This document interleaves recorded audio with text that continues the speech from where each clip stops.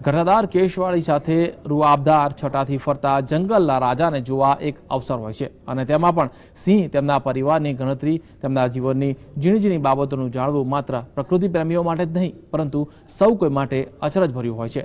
ત્યારે આ કામ અત્યારે સિંહોની વસ્તી ગણતરી દરમિયાન થઈ રહ્યું છે।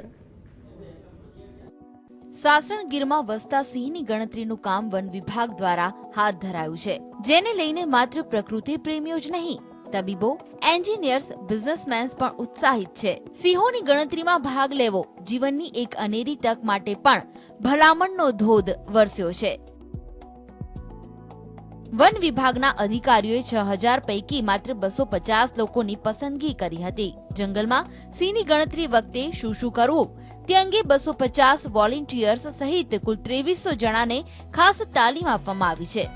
આ ઉપરાંત Dehradun wildlife institute of રિસર્ચના ડાયરેક્ટર ડોક્ટર માથુર, અલીગઢ મુસ્લિમ યુનિવર્સિટીના પ્રોફેસર જમાલ અહેમદ, એમ કે રંજીત, રિટાયર્ડ ફોરેસ્ટ અધિકારી પ્રદીપ ખન્ના, પૂર્વ ફોરેસ્ટ અધિકારી HK સિંઘ સહિતના ઘણા અધિકારીઓ સિંહની ગણતરીમાં જોડાયા છે। समय एस्थेटिक लाइन भारत में नहीं, भारत के बाहर भी काफ़ी विस्तार में फैले थे, बट धीरे धीरे इनकी जो रहठान है, हैबिटाट है, ये घटती गई और एक समय ऐसा आया जो 1884, अगर 1900 के आसपास की बात करें तो 1884 के बाद सिर्फ सिंह जो है ये सासन और गिर जंगल में ही पाए गए। इसके बाद में बाहर का कोई विस्तार में कहीं नहीं है, ये रिकॉर्ड जो बताती है। आज अगर स्थिति अगर आप देखें, स्थानिक लोगों के मदद के साथ साथ से लेकर के जितने भी स्टेक होल्डर है, एक कहीं न कहीं एक गजब की जो कहते हैं ना कि कंजर्वेशन सक्सेस स्टोरी दिखती है और इसके कारण जो शेरों की संख्या में काफी बढ़ोतरी हो रही है। राज्य वन विभाग द्वारा टोटल ब्लॉक अकाउंट पद्धतिથી સિંહોની ગણતરી થઈ રહી છે, એટલે કે ફોટોગ્રાફી અને જીપીએસ રીડિંગથી સિંહોની ગણતરી થશે। ક્યાંય પણ ફૂટપ્રિન્ટના આધારે સિંહની ગણતરીને ધ્યાને લેવાશે નહીં।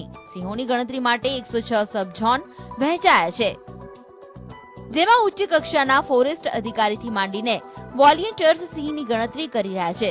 ઘણી જ ઝીણવટભરી કામગીરીથી સિંહોની ગણતરી થઈ રહી છે। तो हमें ऐसा कहीं ना कहीं महसूस होता है कि शेरों की संख्या तो जरूर बढ़ी होगी, बट ये गिनती के बाद ही हम बता पाएंगे कि एक्चुअल संख्या कितना है, डिस्ट्रिक्ट वाइज कितना है और जो खास कर करके रेंज है या डिवीजन वाइज है या रीजन वाइज है या कितने मेटा पॉपुलेशंस हैं, कितने ग्रुप्स हैं, ग्रुप का स्ट्रक्चर क्या है, कंपोजिशन क्या है, ये सारी बातें जो है गिनती के बाद जब हम एनालिसिस करेंगे तो एनालिसिस के बाद बताएंगे। बट ऑफ कोर्स अगर आप पिछले कुछ सालों से अगर आप देखें तो जो बच्चे हैं, एडल्ट जो ब्रीडिंग यूनिट्स हैं, वो बच्चे काफ़ी बढ़ रहे हैं, रिक्रूटमेंट भी काफ़ी बढ़ी है। तो एक विश्वास है कि शेरों की संख्या बढ़ी होगी जी, बट कितनी है बहुत जल्दी पता चल जाएगा जी। સિંહોની ગણતરી દરમિયાન તેમના રહેઠાણો, વિસ્તાર, ખોરાક, પાણી, રહેણી કરણીનો અંદાજ મેળવવામાં આવશે। ગીર એ સિંહોનું રહેઠાણ હતું, હવે સિંહોના રહેઠાણનો વિસ્તાર વધ્યો છે, એટલે જ આ વખતે 8 જિલ્લામાં 22,000 સ્ક્વેર મીટરમાં સિંહોની ગણતરી થઈ રહી છે। ગણતરી બાદ સિંહો શહેરી વિસ્તારો તરફ કેમ જઈ રહ્યા છે તેની માહિતી મેળવાશે। સિંહોના રખરખાવ વિશે શું વ્યવસ્થા કરવી તેનો પણ અંદાજ આવી શકશે। સિંહની ગણતરી વખતે જંગલમાં નાસ્તો, સિંગ ચણા, પાણી, ચા, બિસ્કિટ વોલેન્ટિયર્સને આપવામાં આવે છે। ગણતરી દરમિયાન જંગલમાં મોબાઈલ ફોન કે કેમેરા લઈ જવા પર પ્રતિબંધ છે। વોલેન્ટિયર્સે બાયનોક્યુલર સાથે લઈ આવવું પડે છે। પ્રાકૃતિક અને વન્ય પ્રાણી સંપદાથી ભરપૂર ગીર જંગલ એ સિંહ, દીપડા જેવા સૌથી વધુ માંસાહારી પ્રાણીઓ ધરાવતો વિસ્તાર છે। સમગ્ર દેશમાં મગરોની સૌથી વધુ વસ્તી પણ ગીર જંગલમાં જ જોવા મળે છે। Bureau report, GSTV।